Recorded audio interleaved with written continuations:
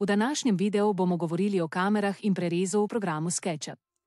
Za začetek je pomembno, da pojasnimo razliko med perspektivo in vzporedno projekcijo.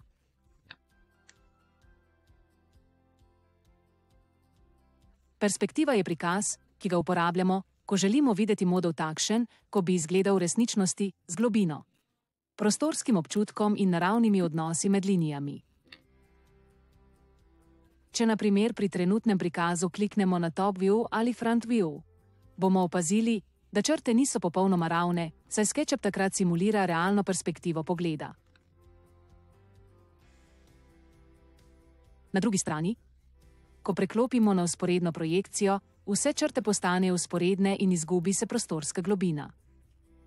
To je projekcija, ki se uporablja za tehnične načrte, tloris, prereze in različne poglede.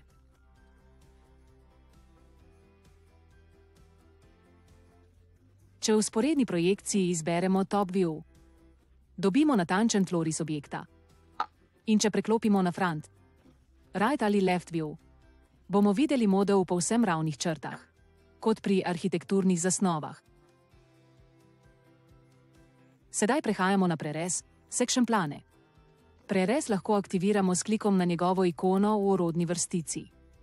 Ko ga aktiviramo, preprosto kliknemo na površino, kjer želimo, da se nahaja prerez.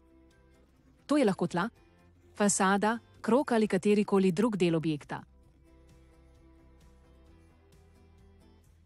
Jaz bom v tem primeru prerez postavila na tla medetažne konstrukcije, nato pa ga bom z orodjem Move potegnila navzdol, da bomo lahko jasno videli naš tloris.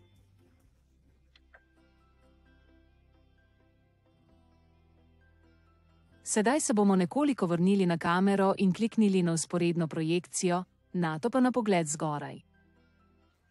Na ta način lahko vidimo naš objekt v tlorisu v obliki tehnične risbe brez perspektivnih deformacij.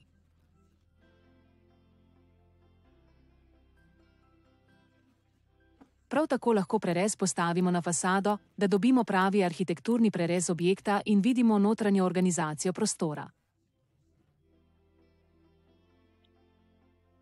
Na ta način, s kombinacijo kamere in prereza, lahko natančno analiziramo in predstavimo vsak del našega modela, ne glede na to, ali delamo tloris, prerez ali vizualizacijo celotnega objekta.